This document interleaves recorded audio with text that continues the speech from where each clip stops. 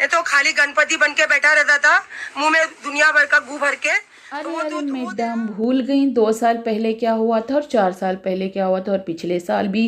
देखिए गाइस, बहुत सारे ऐसे हिंदू यूट्यूबर हैं जिन्होंने मैडम से माफ़ी मांगने को बोला था, और बहुत सारे ऐसे यूट्यूबर हैं जो अभी तक इन मैडम के सामने भी नहीं आए। उनके लाखों में व्यूज़ पड़े हैं उन वीडियोज़ पे, अभी भी व्यूज़ आ रहे हैं। जब भी ऐसे गणपति का त्यौहार आता है तब उस पर व्यूज़ आते ही रहते हैं, क्योंकि इसने जो है हिंदुओं के सेंटिमेंट को हर्ट किया था। इनके गणपति बप्पा को एक गलत एग्जाम्पल लोगों को देते हुए ये बोल दिया एग्जाम्पल के तौर पे कि गणपति के जैसा जो है मुंह में गू भर के बैठता है। तो बहुत सारे लोग आक्रोश में आ गए, बहुत ज़्यादा गुस्सा इन पे किया है। मैं वो इसकी वीडियो जो है ना लास्ट एंड में दिखाऊंगी, आप वो वीडियो भी देख लेना और लोगों ने क्या कमेंट किए थे आप वो भी देख लेना, जब इनको लोगों को जब पहली बार वो वीडियो दिखी थी। ठीक है, तो उससे पहले यहाँ पे बात करते हैं मैडम की, कि मैडम ने ये बोला है कि जब गैर कौम के जो लोग होते हैं उनके साथ अगर बिजनेस करते हैं तब कोई दिक्कत नहीं, उनके साथ पार्टनरशिप से कोई बिजनेस करते हैं तब कोई दिक्कत नहीं, उनके साथ फ्रेंडशिप रखते हैं तब कोई दिक्कत नहीं है। क्यों ऐसे हिंदू मुसलमान करते हो? भाईचारगी के साथ रहो। ऑफ कोर्स हम भी यही मानते हैं कि हिंदुस्तान में है, सेकुलर मुल्क है, भाईचारगी से ही रहना चाहिए। सेकुलरिज्म के आड़ में शिरक नहीं करना चाहिए। हमारा मुल्क सेकुलर मुल्क है, एक हिंदुस्तान, भारत, इंडिया सेकुलर मुल्क है करके बोल बोल के वहाँ पे शिरक नहीं करना चाहिए। ठीक है, तो गाइज मैं आपको यहाँ पे एक वीडियो क्लिप शेयर कर रही हूँ। इस वीडियो को प्लीज़ प्लीज़ प्लीज़ देखना। अगर इनकी नहीं देखना, कई सारे ऐसे उलमाए कराम हैं, आप उनकी वीडियोस देख सकते हो। पहले मैं आपको यहाँ पे एक वीडियो क्लिप शेयर कर रही हूँ। इन मैडम का जवाब ना मैं बाद में दूंगी, पहले इस वीडियो क्लिप को देख लेना फिर समझ। मैं बात यहाँ से शुरू करता हूँ कि आज लोगों ने इसको हल्के में लेना शुरू कर दिया, चापलूसी करते करते खुशामद दूसरों की वाहवाही हासिल करने के लिए कभी पूजा पाठ में भी शरीक हो गए, कभी उनकी रजा हासिल करने के लिए उनकी महफिल में भी बैठ गए, अल्लाह उसके रसूल को छोड़ दिया। तुम्हारे दीन में कभी किस बात की है? तो यहाँ पे मुफ्ती सलमान अजहरी का एक छोटी सी वीडियो क्लिप मैंने जो है वो शेयर किया है। ऐसे बहुत सारे जो है उलमाए कराम हैं, उन लोगों ने इस पे बहुत सारे बयानात दिए हुए हैं। आप जाके डॉक्टर जाकिर नायक का भी देख सकते हो, तारिक जमील का भी देख सकते हो, और दूसरे भी हैं उनके भी देख सकते हैं। सेम टॉपिक पे इन्होंने बात की हुई है। तो यहाँ पे मैं मुफ्ती सलमान अजहरी का यहाँ पे शेयर कर रही हूँ। तो एक और वीडियो क्लिप भी आप आगे वो देख लेना। तो मैं यहाँ पे बोलूँगी ये चापलूसी, चाटुगिरी या उनकी वाहवाही लेने के लिए कि देखो मैं एक मुसलमान हूँ, उसके अलावा भी, मैं मुसलमान होने के अलावा भी मैं आ रही हूँ और गैर कौम के देवी देवताओं को मैं पूजती हूँ, है ना, मैं मानती हूँ। उसको पता भी नहीं शायद, अगर कलमे का असली मतलब असली तर्जुमा पता होता तो ऐसा नहीं करती। तो गाइज मैं एक और वीडियो क्लिप यहाँ पे शेयर कर रही हूँ, प्लीज़ उसको भी देख लेना, फिर इसको मैं पूरा खुलासा करूँगी। और के हालात के एतबार से मैं अगर बात करूँ, कुरान की आयत तो 1400 साल से ये ऐलान कर रही है, वमन यब्तगी गैरल इस्लामी दीनन फलन युक़बल मिन। इस्लाम के अलावा किसी भी दीन की तरफ तुम मुंह भी लगाए, तवज्जो भी किए, तो क़यामत के दिन फिर वो सबसे बड़े घाटे में होंगे, हरगिज़ कबूल नहीं किया जाएगा। मैं इस्लाम को मानती हूँ, मैं मुसलमान हूँ और मैं पक्की मुसलमान सुन्नी मुसलमान हूँ, और मेरा अकीदा सुन्नियत से है और मैं शरीयत पे चलती हूँ और मैं इस्लाम की जो शरायत हैं उसके हिसाब से अपनी ज़िंदगी गुजर बसर करती हूँ। तो यहाँ पे मैडम जी को मैं ये जवाब देना चाहती हूँ, मैडम जी तो जो आपने बोला है ना, चापलूसी जो आप कर रही ना लोगों की जा के, वो हम नहीं कर सकते। ठीक है, भले हमें हज़ारों इनविटेशन आ जाए, भले हमें उसने मदद के लिए वो बुलाया, हम घर में बैठे मदद कर देते हैं, मगर हम जाके ऐसे काम नहीं करते हैं जो अल्लाह को नागवार, अल्लाह को गुस्सा आ रहा हो, अल्लाह को चीज़ें वो पसंद ना हो, और अल्लाह के बराबर अगर किसी को हमें शरीक करने का वो शैतान वरगुला रहा हो तो हम हरगिज़ नहीं जाएंगे, हम मर जाएंगे। ठीक है, अगर वहाँ से हमारा कोई काम होने वाला है, अगर उसके बिना हमारी जान भी चली जा रही है तो हमारी जान कुर्बान है, मगर हम वो शिरक वाला काम नहीं करेंगे। समझ में आई बात? इसीलिए हमको वो चीज़ हर्ट होती है। तुम्हारे हद तक तुम कर रही हो तो ठीक है, बट ये चीज़ गलत है कि तुम बैठ के सरेआम सोशल मीडिया पे जो है वो उसकी दावत दो, ये गलत बात हो जाती है। ठीक है, और जो तुम्हारा जितने लोग भी सपोर्ट कर रहे हैं ना, वो मुसलमान लोग, चाहे वो यूट्यूबर हो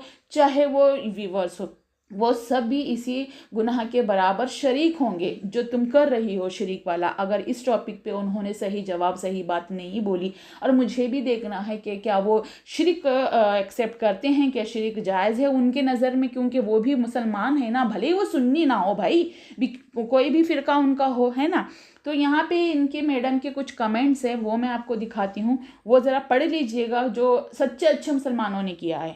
ज़रा इतना मुबारक महीना चल रहा है, लोग अपने घरों को मिलादुन्नबी मुबारक महीने में घरों को रोशन कर रहे हैं। जो धर्म की तुम अपने आप को बताती हो तो कम से कम उसी को सही से फॉलो कर लो। मिलादुन्नबी की तो तुमने कोई जिक्र तक नहीं किया, जो नबी का नहीं वो किसी का नहीं। बेशक बेशक सुभान अल्लाह, क्या प्यारी बात कही है आयशा हैदर ने। 2 कश्ती में सवार होना कोई अक्लमंदी नहीं है, बेवकूफ़ औरत पता नहीं क्या एग्जाम्पल सेट करना चाहती है। अब मिलाद में देखना इसकी ओवर एक्टिंग, जैसे इसके जैसा मुस्लिम ही कोई नहीं है। सायरा सत्तानी, राखी सावंत, ये लोग पब्लिक में और सोशल मीडिया पे रहने के लिए कुछ भी कर सकते हैं। Don't be serious all Hindu. जिसे अपने मज़हब का कुछ नहीं मालूम वो दूसरे मज़हब के लिए क्या जानेगी, मज़हबों का क्या जानेगी। Just for public impression she is doing lots of efforts. सही कहा आपने। ज़रा कम नौटंकी किया करो यार, पब्लिक को बेवकूफ़ समझती हो, शो ऐसे करती हो जैसे आपको पता ही नहीं कि लाइव चालू हो गया है। पहले से चालू कर के रखते हो और हर बार का यही नाटक है, और हमने बहुत पहले ही नोटिस कर लिया था।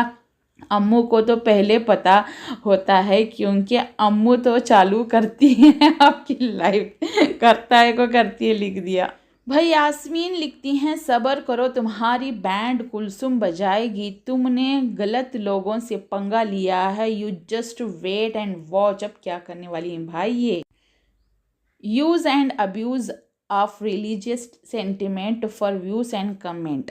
सही बोला यास्मीन जी, क्या अच्छे कमेंट करते हो यार, फिर भी इस औरत को ज़रा सी भी अकल। She is poor lonely and lost soul, no direction in her life. कभी अल्लाह कभी बुत परस्ती, बेशक यही करती, ये तो किसी धर्म की भी नहीं है।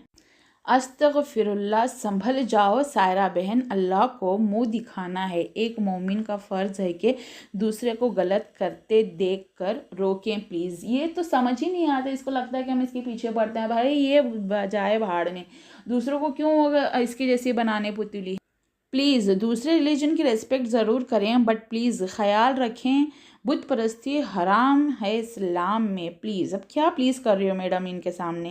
तो देखा आपने कि लोग भी इनको इतने अच्छे तरीके से समझाते हैं, बट लोग इनको तो समझ ही नहीं है। ये इसके ऊपर ना पूरी तरीके से शैतान हावी हो चुका है। अच्छा बुरा सही गलत कुछ नहीं पता है, क्योंकि ये उसी तरीके से माहौल में रहती हैं, पहले से खुद रहती थी, खुद एक्सेप्ट किया इन्होंने स्टार्टिंग में ही, क्योंकि इनके माँ बाप ने ही, जो लाइफ की स्टार्टिंग में बता रही हूँ, माँ बाप ने जो इनको ना पहले से बचपन से सीख नहीं दी, कान पकड़ के खींचा नहीं है, अरबी पढ़ने बिठाया नहीं है, कुरान की तालीम नहीं दी है, दीन की तालीम नहीं दी है, तो इसी वजह से इस औरत को कुछ भी नहीं पता है। अगर इनके माँ बाप ने इनको सही तालीम दी होती ना तो आज इनका हश्र नहीं होता। तो गाइस यहाँ पे जो इसने गणपति बप्पा के लिए जो बोला था ना, वो वीडियो क्लिप अभी आपके साथ शेयर कर रही हूँ, वो भी देख लेना। अभी जो बड़ी सती सावित्री बनती है ना, तो अभी तक इसने उस चीज़ के लिए माफ़ी नहीं मांगी। तो अब क्या बोलते हो मेरे गैर मुस्लिम बहनों भाइयों, इसका जवाब आप खुद मेरे कमेंट बॉक्स में लिख के जाना। उसको भी मैंने सिखाई, तेरे को सोशल मीडिया पे दिखा और आदमी का प्यार दिखा, नहीं तो खाली गणपति बन के बैठा रहता था, मुंह में दुनिया भर का गू भर के। तो वो तेरा जब ये वीडियो इसने बनाई थी ना, आप टिकटॉक के टाइम की शायद ये वीडियो है, उसके बाद में भी बहुत ज़्यादा यूट्यूब में ये वायरल हुई हैं, बहुत ही गालियाँ बकी हैं टिकटॉक के टाइम पे। बस उठो, सुबह उठते बराबर मोबाइल लो, वीडियो बनाओ डालो। अभी बासी मुँह से वीडियो डाली थी ये, ठीक है, उस टाइम पे भी तो भाई बहुत चलता था गाली गलो, सोशल मीडिया को इतना गंदा करके रख दिया था ना।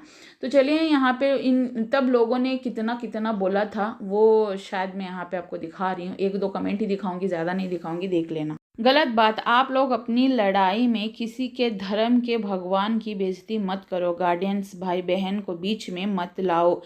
जैसे आप लोग अपने खुदा की इज्जत करते हो, वैसे ही हिंदू लोग भी अपने भगवान में आस्था रखते हैं। प्लीज़ बकवास मत करो। मैं भी क्रिश्चियंस हूँ, मुझे सुनकर बुरा लगा तो उनको कितना बुरा लगा होगा। बहुत फालतू बोलिए आप, क्योंकि आप लोग अपने पर्सनल फाइट में किसी भी धर्म के देवी देवता को नाम कैसे ले सकते हैं। एक्चुअली आप जैसों से ये एक्सपेक्ट भी नहीं किया जा सकता है। भक्ति, श्रद्धा और सनातन धर्म को क्या समझोगे आप? आपके दूसरे को जो भी बोलो, आप एक दूसरे को जो भी बोलो, बट ये गणपति जी वाला नाम लेकर उसके बाद इतना गंदा words, Bappa will punish you, माफ़ी मांग लो बप्पा से। और जिनकी क्या थी पहुंची है, जिनको ठेस पहुंची है बात से, उनकी वीडियो में सॉरी बोलो, है ना। तो मैडम ने आज तक सॉरी नहीं बोला। कई हिंदू आए, कई हिंदू यूट्यूबर आए, बहुत सारे यूट्यूबरों ने उस टाइम बहुत बवाल मचाया।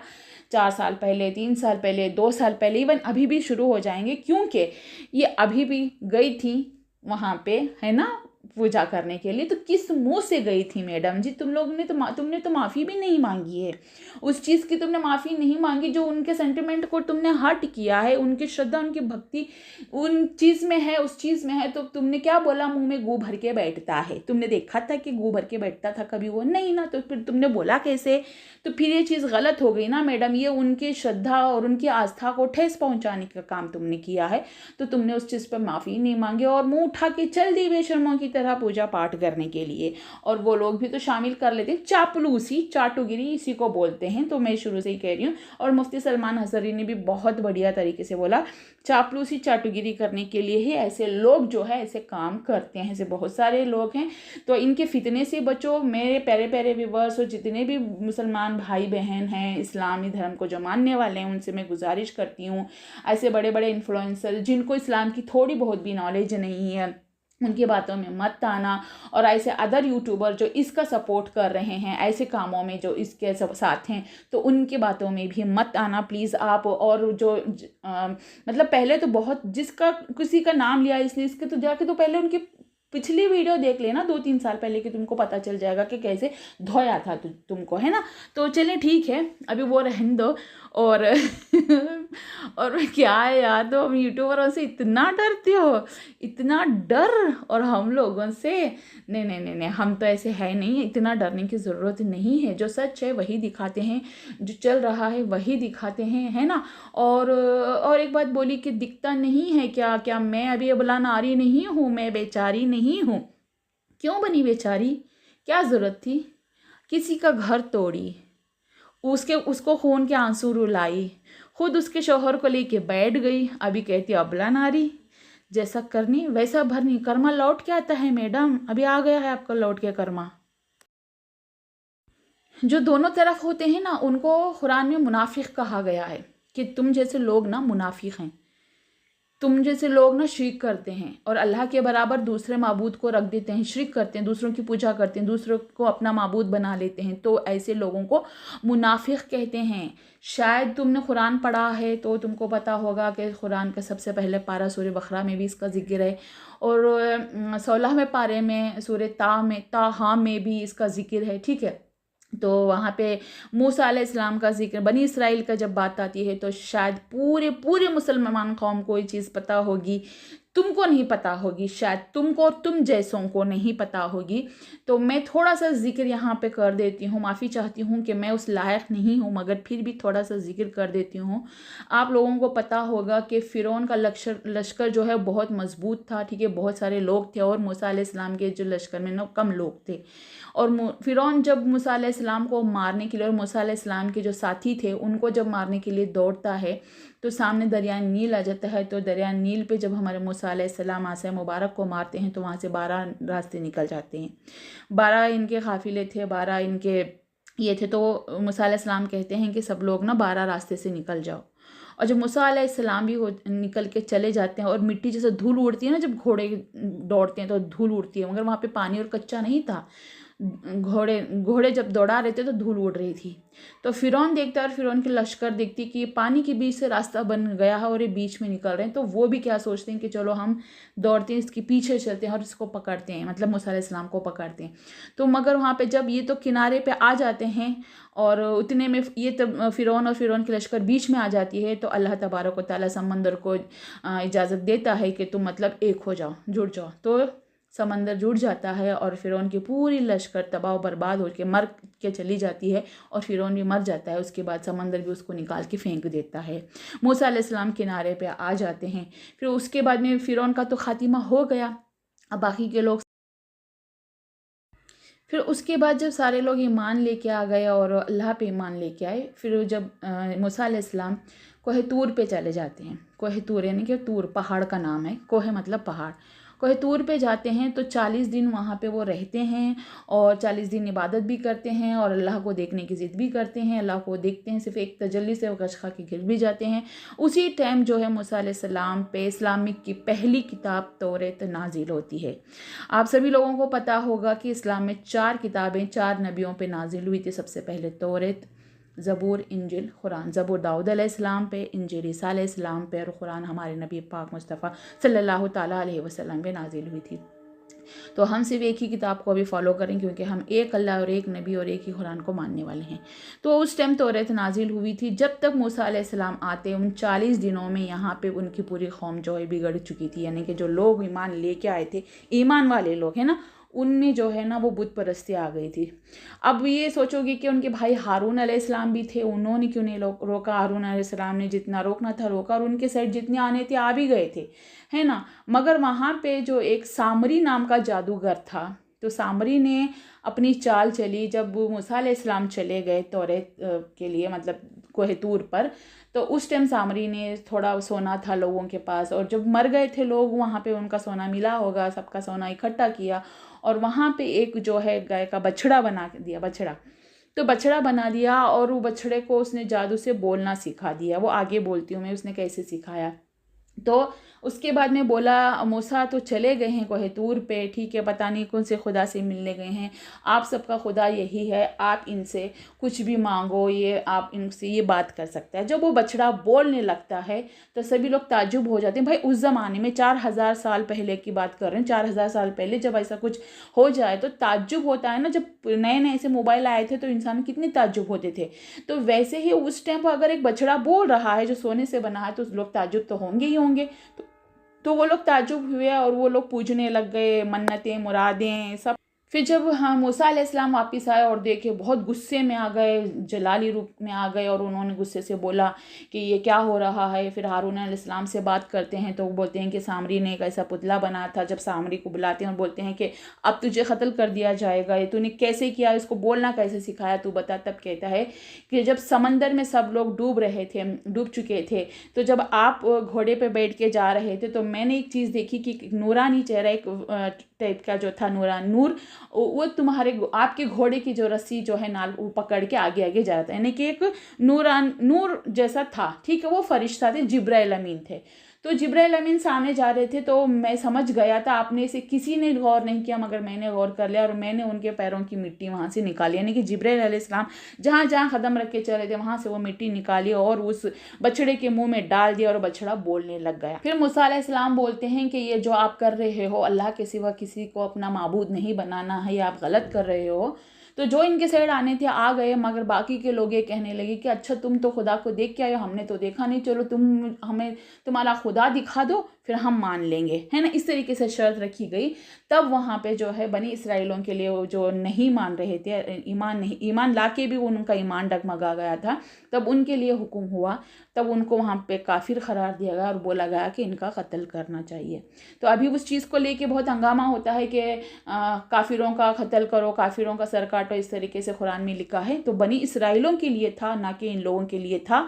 वो बनी इसराइलों का वाक़िया जो कुरान में लिखा हुआ है ना, वो ऐसा हुआ था, उस टाइम हुआ था करके लिखा है। 1400 साल पहले कुरान लिखा गया था, जो 2600 साल पहले वो चीज़ें गुजर गई थी, तब वो लिखा था। अब 4000 साल तो हो चुके हैं, है ना। अब यहाँ पे कोई गैर कौम के आके गलत मत समझ लेना। तब उस टाइम सामरी के साथ में सारे लोग वहाँ उनको कत्ल कर दिया गया। फिर बाकी के जो रहे थे ईमान वाले हर दौर में थोड़े ना थोड़े रहे हैं और ईमान वाले हमेशा से रहेंगे। इस जैसे शैतान खबीस को क्या ही कहना, इसका ना कोई दीन ना कोई ईमान है। गाइज़ मेरी ये वीडियो पसंद आई तो लाइक एंड शेयर ज़रूर कीजिएगा और ज़्यादा से ज़्यादा सपोर्ट कीजिएगा। और ऐसे कामों में इसको सपोर्ट करने वालों को भी लानत ही भेजती हूँ मैं तो। और मेरे चैनल पे नए आए हो ना तो इस चैनल को सब्सक्राइब करके साथ में लगे बेल आइकन को प्रेस करके ऑल पे ज़रूर प्रेस करना। मिलते हैं नेक्स्ट वीडियो में, तब तक के लिए अल्लाह हाफिज़, बाय बाय, टेक केयर।